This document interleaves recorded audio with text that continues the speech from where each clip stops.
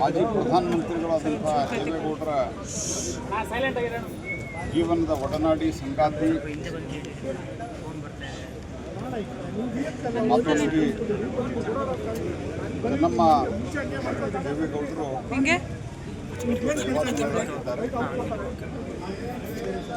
ದೈವಾಧೀನ ಅನ್ನುವಂಥ ಪದ ಅವರಿಗೆ ಅತ್ಯಂತ ಸೂಕ್ತವಾಗಿದೆ. ಯಾಕಂದರೆ ಅತ್ಯಂತ ದೈವಿಕರು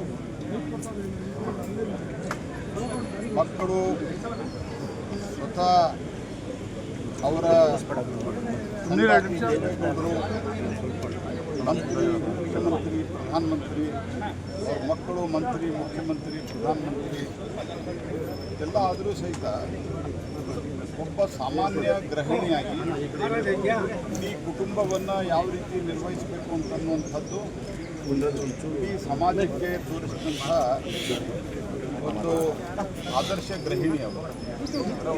ಅಷ್ಟೇ ಅಲ್ಲದೆ ದೇವೇಗೌಡರ ಹಿಂದಿನ ಅತ್ಯಂತ ಶಕ್ತಿಯಾಗಿ ಅವರಿಷ್ಟೆಲ್ಲವೂ ಜೀವನದಲ್ಲಿ ಸಾಧನೆಯನ್ನು ಮಾಡಲಿಕ್ಕೆ ಈ ಕುಟುಂಬವನ್ನು ಅತ್ಯಂತ ವ್ಯವಸ್ಥಿತವಾಗಿ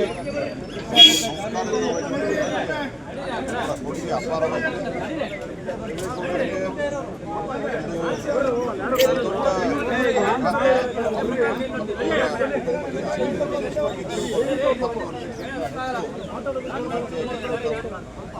ಆತಿಥ್ಯಕ್ಕೆ ಮತ್ತೊಂದು ಹೆಸರವರಾಗಿದ್ದರು. ಬಹುತೇಕ ಇವತ್ತು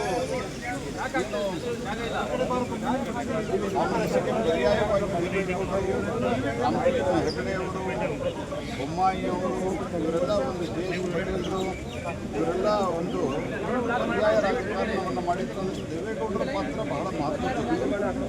ಇಂಥ ಎಲ್ಲ ಸಂದರ್ಭದಲ್ಲೂ ಸಹಿತ ಮನೆಗೆ ಬರ್ತಿರುವಂಥ ಇಂಥ ಅವತ್ತಿನ ಜನತಾ ಪರಿವಾರದ ನಾಯಕರನ್ನ ಅತ್ಯಂತ ಗೌರವದಿಂದ ಒಂದು ಆತಿಥ್ಯವನ್ನು ಕೊಟ್ಟು ಅವರಿಗೆ ಊಟವನ್ನು ಬಡಿಸಿದಂಥ ಮಹಾ ಪುಣ್ಯಾತ್ಮರವರು.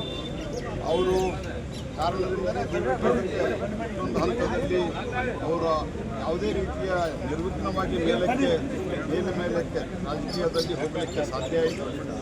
ಅವರ ನಿಧನದಿಂದ ಇವತ್ತು ದೇವೇಗೌಡರಿಗೆ ಭಾಳ ಆಘಾತ ಆಗಿದೆ.